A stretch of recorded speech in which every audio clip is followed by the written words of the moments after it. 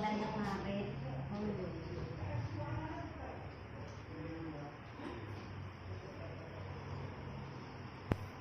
Makasih Bu. Oke, sama-sama. Oh iya sama. Iya. Tetap Pak Ani itu anu ada waktu ya? Atau mungkin ada menurut saya? Ya ini mumpung saya jam kosong. Alhamdulillah. Nah, ini Bu ya, ini kan sudah menjelang tahun ajaran baru. Nah, kita kan perlu mengadakan PBB. Ini sudah bulan ke-2 nih. Besok PBB-nya hari masuk pertama di tahun pelajaran baru itu kan Juli.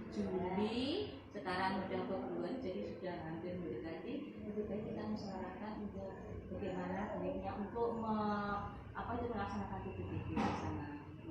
Iya Bu, ya ngomong-ngomong untuk kelanjutan dari itu mari kita musyawarahkan bersama. Oke, cocok ya. Nah, sebelumnya apa yang perlu kita persiapkan Ibu ya? Coba.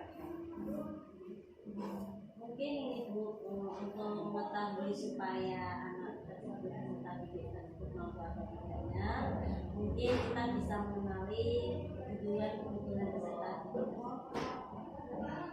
Ya, kita sebagai guru mestinya harus tahu ya kebutuhan apa yang dibutuhkan dalam PPDB nanti.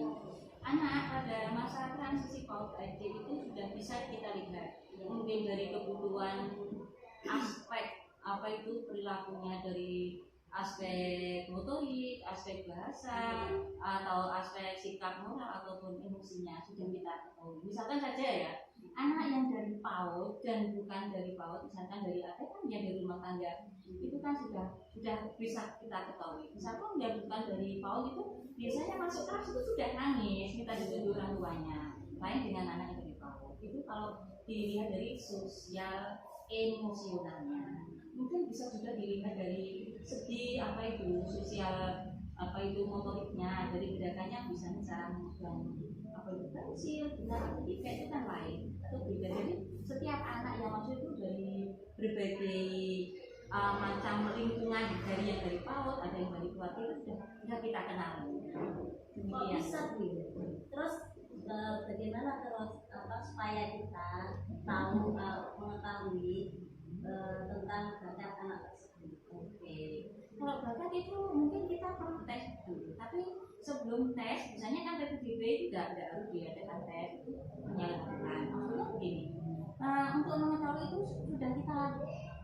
sudah kita lihat dari masuk anak.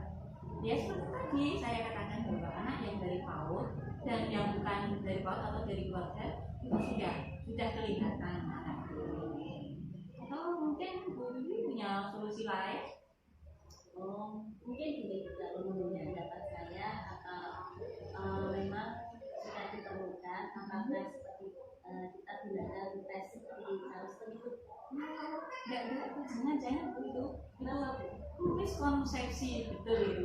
Soalnya begini Bu ya, masa transisi anak PAUD dan SD, kalau SD itu sangat rentan sekali. Kenapa? Yang dari PAUD itu biasanya kan masyarakat menilai bahwa yang dari PAUD, dari TK harus sudah bisa membaca, harus bisa menulis. Itu salah sebetulnya. Kenapa? Karena di TK itu bukan pendidikan yang sebenarnya, bukan sekolah, tetapi merupakan taman untuk belajar dan bermain, atau taman bermain seraya belajar seperti ini. Jadi setiap kegiatannya tidak difokuskan pada anak harus bisa membaca, bukan seperti itu, tapi perlu proses yang lebih mendalam.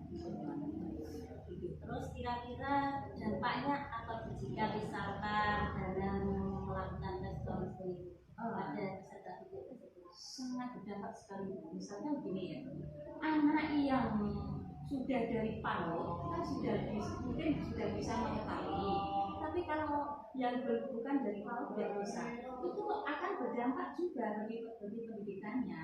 Anak mudah minder, takut, malas, dan mungkin juga nggak mau kembali ke sekolah. Padahal yang kita harapkan itu kan bukan seperti itu.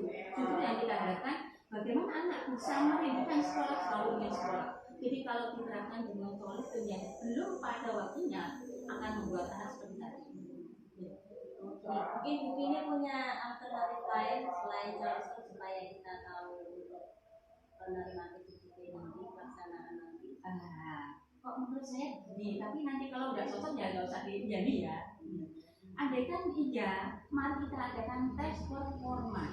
Dan tes itu bukan tes untuk membaca dan menulis, tetapi tes untuk aspek motorik, perilaku, atau moral, atau tes bahasa, atau tes emosionalnya. Misalkan kalau tes motorik, nah coba kita tes anak itu pegang pensil, sudah betul atau tidak? Ya, kalau ada anak sudah mampu berarti anaknya perlu pembinaan lebih lanjut. Kemudian anak misalkan duduk dengan benar, kalau membaca dan menulis itu bagaimana sikapnya? Nah otomatis anak-anak itu sudah kalau bisa berarti sudah bagus gitu. Nah itu contoh tes motorik. Kalau saya contoh tes bahasa, misalkan anak bisa membaca Pancasila, atau mungkin juga bisa kita carikan aspek menyebutkan nama anggota tubuh. Nah itu kan aspek bahasa. Memperkenalkan diri, menyebutkan nama, menyebutkan alamat, menyebutkan nama orang tua. Atau juga aspek dari aspek moral atau sikap. Anak mungkin sudah bisa melafalkan Al-Fatihah, atau mungkin juga bisa membacakan 3 doa pendek, itu bebas anak mungkin apa. Ada juga tes emosional, anak masih merasa tidak kalau tidak ditunjuk orang tuanya, atau berani tampilkan anak itu di depan, atau berani dia bertanya jika kurang jelas dan seperti itu kan sudah merupakan tes untuk permulaan didik. Nah, andaikan seperti itu, baik apa tidak menurut panjenengan? Kalau menurut saya sih sudah bagus, tetapi alangkah baiknya nanti kita bisa komunikasi dulu sama guru kepala sekolah untuk mendapatkan mulai PPDB yang ada. Oke, terima kasih waktunya.